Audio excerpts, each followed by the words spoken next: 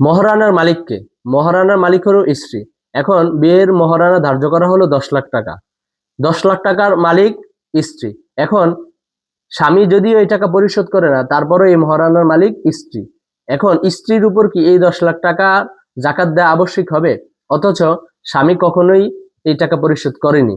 অথবা বিয়ের 5 বছর পর স্বামী তার মহারানার টাকা পরিশোধ করলো 5 লাখ টাকা বা 10 লাখ টাকা।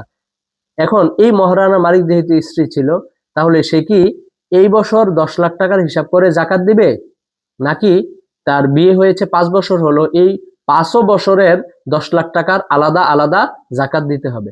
এর উত্তর হলো যে মহারানা মালিক স্ত্রী হলেও এটার মালিক কেবল তখনই হয় যখন এই টাকা হস্তগত তার কাছে হয়। এর আগ পর্যন্ত এই টাকার মালিক কোনোভাবেই স্ত্রী হয় না।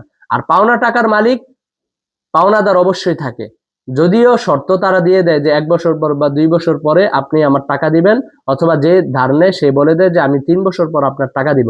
কিন্তু অনেক সময় দেখা যায় যে পাওনাদার বা হকদারের যদি ইমার্জেন্সি কোনো সমস্যা হয়, তখন উনি চাপ প্রয়োগ করে বা বুঝিয়ে শুনে এই টাকাটা নিতে পারেন। কিন্তু মহারানার ক্ষেত্রে বিষয়টা অনেক সময় এমন হয় না।